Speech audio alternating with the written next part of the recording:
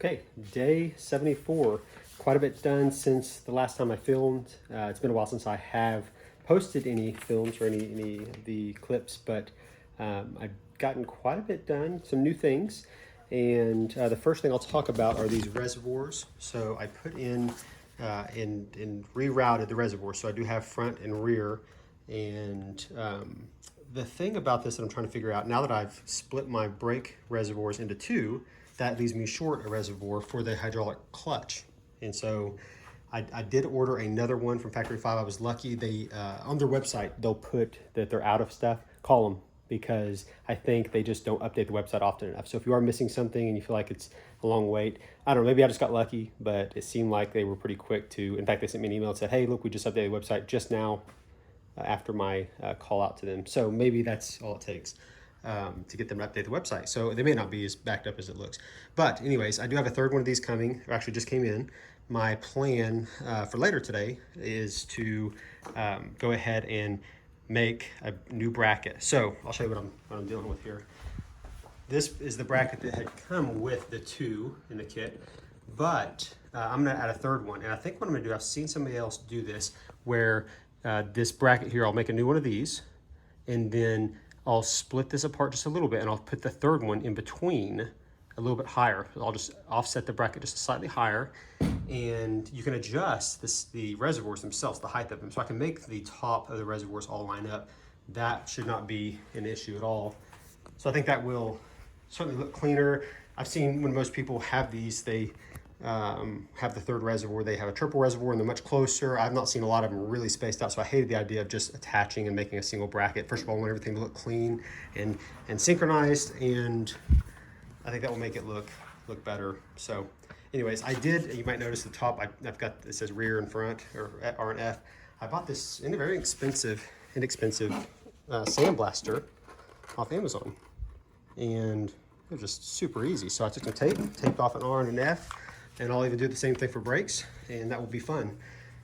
It was simple and easy. I imagine during this project there will be things I will be doing that again too. It's always good to have a sandblaster, a little one like that, especially for just removing rust when needed. So hydraulic clutch, coming before too long, but I'm gonna go ahead and get the plate, get it mounted and ready to go, and may even just kind of run the reservoir tube over to it for now. Next thing I've been working on, you'll notice here in this area, instead of a glove box, I am choosing the route of an air conditioning unit. In Oklahoma, it gets pretty stinking hot later in the summer especially, so we have really, if you're not familiar with Oklahoma, high humidity and high heat, and it's a nasty recipe. So I think it will help. I know a lot of people say, well, you're not gonna get a lot out of it.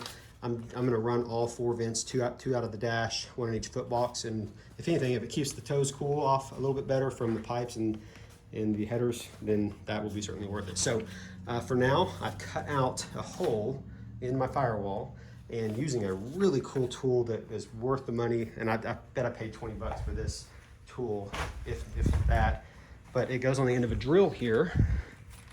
There we go, right there. And this little edge, it just bites a little moon shape. It's not really focused.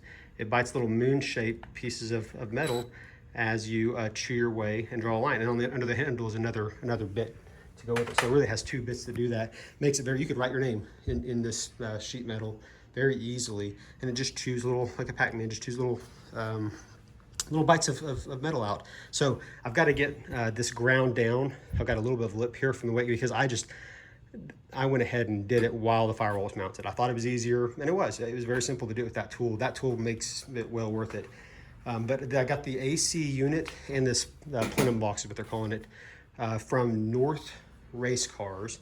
Very nice people there. Homemade, put together AC unit, condenser, the whole kit. Instructions on how an air conditioner works, and I think that will make it a little bit easier for me to get it all ran the way I want. I did have to remove this bar. I had to remove the support bar for the firewall. I understand that support bar actually was added later for some people having vibrations, so I will be replacing it. I'm gonna see how everything lines up in the dash gauges before I decide where I'll replace it, so I've just got it setting there for now. Probably will end up having to just buy another bar anyways, a little bit longer bar if I'm gonna scoot it down the way.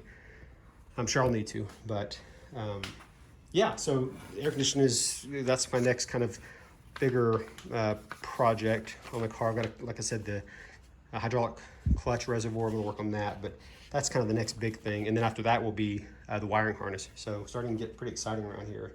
Another tool that I thought was worth mentioning, if you're building one of these cars, this deburring tool makes it super easy to stick it in the hole and spin it one or two times, and it's very easy to clean up all of those rivet holes.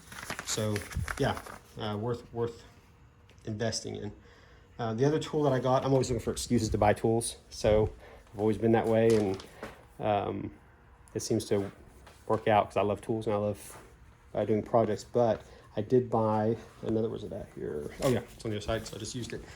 I did get a die grinder, little DeWalt handheld, not, you know, nothing special really, with these bits with it. And I can't remember the name of the bits, but I got them off Amazon, just read some reviews, and it just chews through and grinds down anywhere I need. I did have to use it because the other thing I just recently finished is this drop tank. It's where I want it now. It's fully assembled. This came from Frank over at IE427. And if you are watching my channel because you're already in the process, or you're going to be in the process of doing one of these Cobras, then you definitely probably already know about Frank's channel. But if you don't, stop right now and go watch his. I mean, his stuff is very detailed, and he's creating a lot of things, such like this drop tank.